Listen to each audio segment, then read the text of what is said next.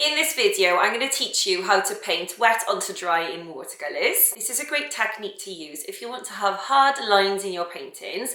If you want to make your paint darker and to have your colours more in focus, then this is a really good method to use. It's great for details, for instance, animal fur, eyes, whiskers, detailing on subjects that you want to bring forward and you want them to be the darkest areas maybe, or you want them to stand out.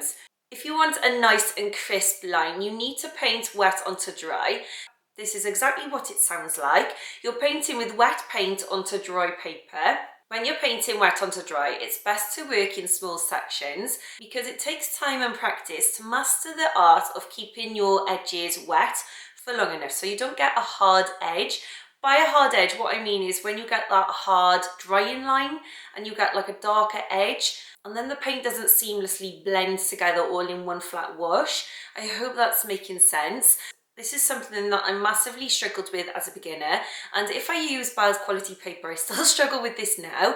It definitely takes practice and it definitely takes time to master this, but with lots of practice you'll definitely get there. When painting wet onto dry, I highly recommend that you use larger brushes that hold more water at a time, like larger pointed round brushes.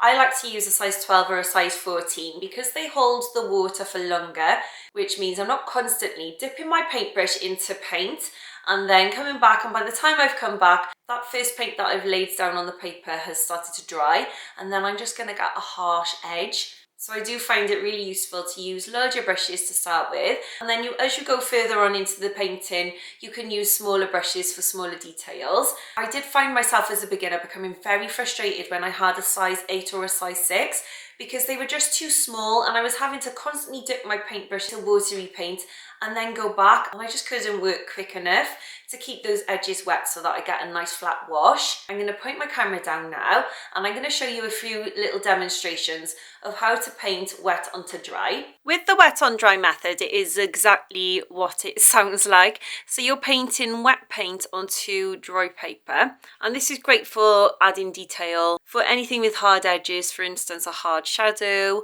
or for first washes as well. If you don't want to wet the paper and you just want to apply a first wash, for instance if you're painting a bird's body and you want to paint the bird's body all in one go, you can apply this wet onto dry.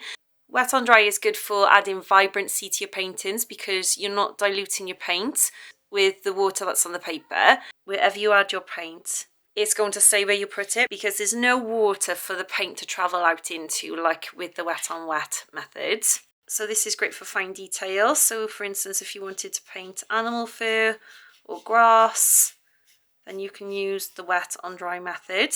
With wet on dry, you're always going to get a hard edge. So can you see how the edge of this is really crisp compared to the edge of this, which is all fuzzy and soft? These are soft edges and these are hard edges. So you're going to get hard edges with the wet on dry methods. You can also take another colour. So if you wanted to add two colours next to each other, you can definitely use the wet on dry method, but allow those two colours to touch while they're still wet and they will blend into one another. So you can still use some lovely colour blends with the wet on dry methods. This is good for if you don't want your paint to travel anywhere further than you've actually put it with your paintbrush as well. Thank you so much for watching this video. Did you enjoy that? And did you find this useful? Please let me know in the comments box if there's anything else you want me to cover. This is my second video now in a series of watercolour techniques to help you learn watercolours the way that I did, because I'm self-taught and I learned through YouTube, Skillshare and Patreon. Go to this video next. It'll teach you how to paint wet into wet, which is one of my favourite techniques to use in watercolours.